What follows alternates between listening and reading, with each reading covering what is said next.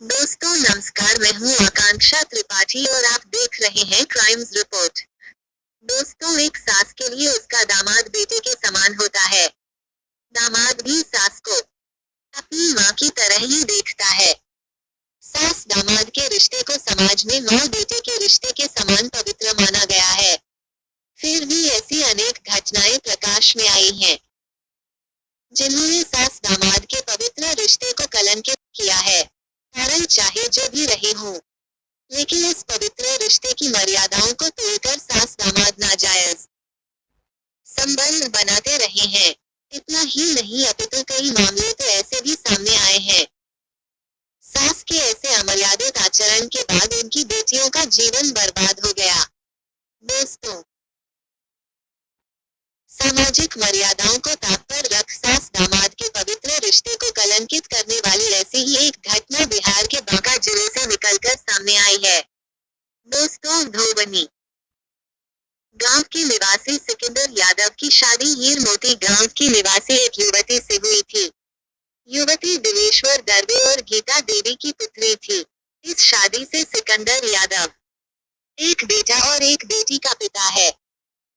बेटा बेटी के जन्म से पहले पत्नी और घर की देखभाल के वास्ते सिकंदर ने अपनी सास गीता को अपने घर बुलाया था।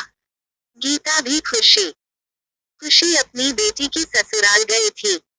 दोनों परिवारों का आपसी तालमेल और उनके बीच के रिश्ते बहुत अच्छे थे। वक्त जरूरत दोनों परिवार एक दूसरे का सहयोग करने से पीछे नहीं हटते थे।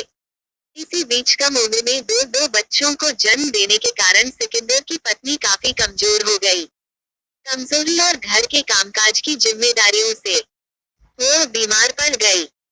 ऐसे में पत्नी बच्चों की देखभाल और घर के कामकाज के लिए सिकंदर अपनी सास गीता को बुला लाया।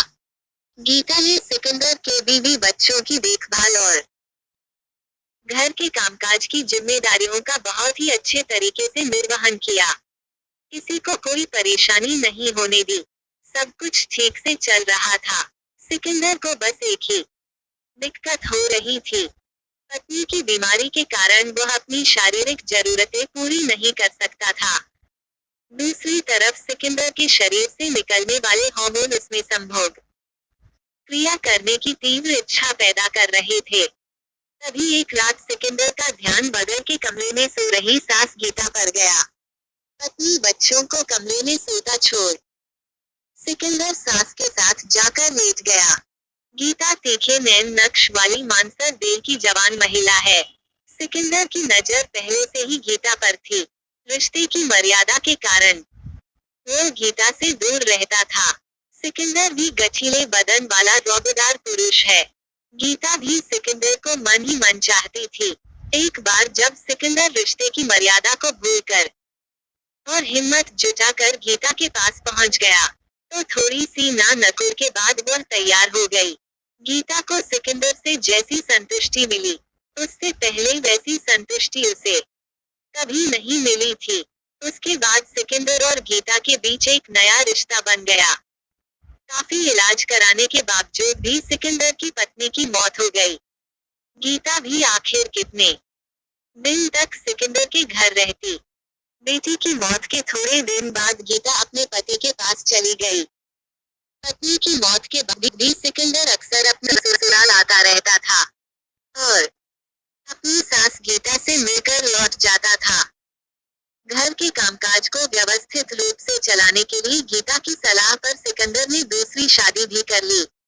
लेकिन दूसरी पत्नी से सिकंदर का तालमेल ठीक से नहीं बैठा। तालमेल के अभाव में दूसरी पत्नी सिकंदर को छोड़कर चली गई। सिकंदर का अपनी सास गीता के पास आना जाना लगातार जारी था। बेटी की मौत के बाद भी दामाद सिकंदर का बार बार ससुराल आना दिवेश्वर दर्वे को खटकने लगा। उन्हें सिकंदर और गीता के संबंधों की जानकारी हो गई।